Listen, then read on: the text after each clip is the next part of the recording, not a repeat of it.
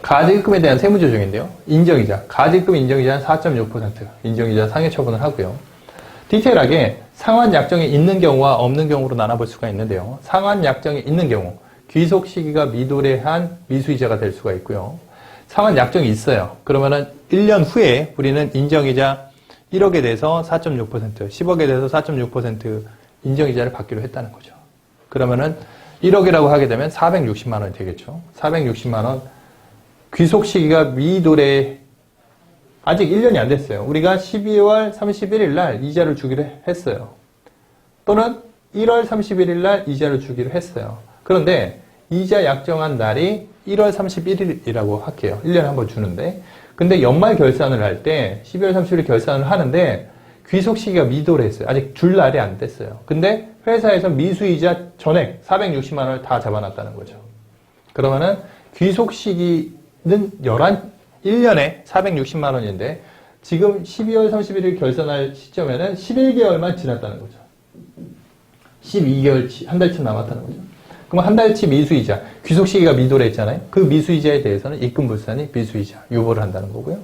그 다음에 인정이자 460만 원인데 이자 수익 계상을 아까 4.6% 하면은 문제가 없겠지만은 예를 들어 갖고 1%만 약정을 했다고 할게요. 그러면은 인정 이자율 4.6%와 약정된 이자율 1% 차이 3.6%에 대해서는 추가적으로 입금산입 인정이자 상여, 대표자 네가 이자를 덜 내고 베네핏을 받아갔기 때문에 상여 처분한다라는 개념이 있습니다.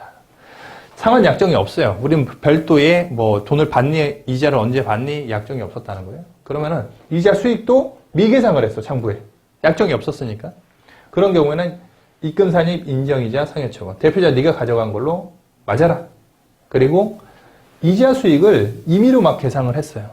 실질적으로 6개월밖에 이자가 안 지났는데 그 1년치에 대해서 이자 수익을 받을 것이다 라고서 계상을 하게 되면은 그 이자, 오바해서 받은 이자에 대해 갖고는 미수이자, 입금불산입, 미수이자 1년치 6개월밖에 안 지났는데 1년치라고 하게 되면 그 6개월치에 대한 미수이자를 입금불산입 유보로 처분하고요. 그리고 그 상당액을 입금산입 인정상여, 인정이자 상여 처분을 하는 세무 조정을 하게 되어 있습니다.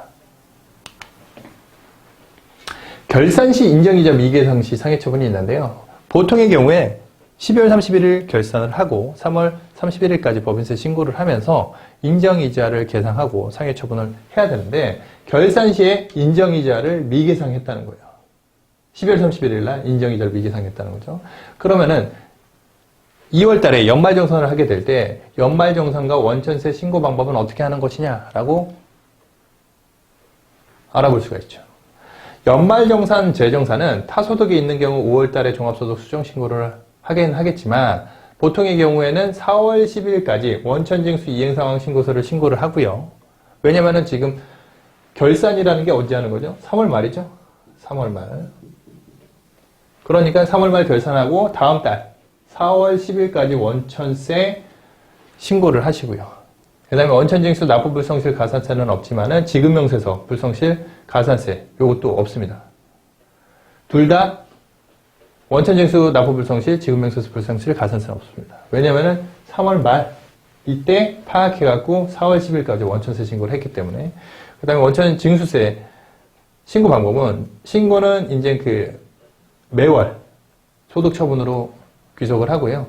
그 다음에 귀속연도는 이게 2019년도 4월이라고 하게 되면은, 귀속연도는 2019년도 2월 연말정산 시에 소득을 받아간 걸로 처리를 합니다. 그리고 지급연도는 3월 말 결산월에 받아간 걸로 하고요. 제출연월일은 다음 연 원천세 신고하기 때문에 제출연월일은 2019년도 4월 10일까지 신고를 하고 지급명세서는 수정신고를 하게 되어 있습니다. 그리고 결산 시 인정이자 미계상 시 상해 처분인데요. 방금 말씀드린 것처럼 이게 결산 시고요. 이거는 원천세 신고 방법인데요. 결산 시에 방금 말씀드린 것처럼 연말정산을 재정산하고 4월 10일까지 원천세 신고, 그 다음에 가산세는 없고, 그리고 2월달, 3월달, 4월달에 지급명세서 신고를 한다라는 게 있고, 이거는 그 결산시 본 거고, 조사시예요. 조사시는 세무조사를 했는데 그동안의 인정이자를 계상을 하나도 안 했어. 그런 경우 수정신고를 해야 될 거잖아요. 그 경우에 어떻게 처리를 하느냐. 연말정산 당초에 있던 거는 재정산을 하고요. 소득금액 변동통지서를 받은 날에 상여처분. 변동통지서, 소변통을 받은 날에 상여처분으로 근로소득 지급한 것으로 보아서 처리를 하고요. 원천징수 납부불성실 가산세는 없고 다음 연도예요. 왜냐면은 세무조사라는 게 기중에 소변통을 7월, 8월, 9월 이렇게 받을 수 있기 때문에 다음 연도 3월 10일까지 원래 근로소득 지급명세서 제출하는 그 시기에 하게 되어 있다. 그리고 신고 방법도 귀속연도도 2017년 조사가 2017년 7월 세무조사 가정하게 되면은요, 귀속연도는 그 조사받은 연도의 말월, 귀속연도의 말월, 2017년 12월이 되고요. 지급연도는 2019년, 18년도 9월, 이거는 소득변동통지서 수령일을 9월로 가정을 했고요. 2018년 9월 달에 지급한 걸로, 소변통 받은 날, 처분을 받은 거죠. 그리고 제천 연월일은 다음 달, 소득처분 9월에 받았죠. 다음 달 10일, 10월 10일까지 신고를 다시 원천세에 신고를 하셔야 되고, 지급명세서도 수정 신고를 하셔야 된다. 지급명세서도 수정을 해서 신고를 한다라는 거죠.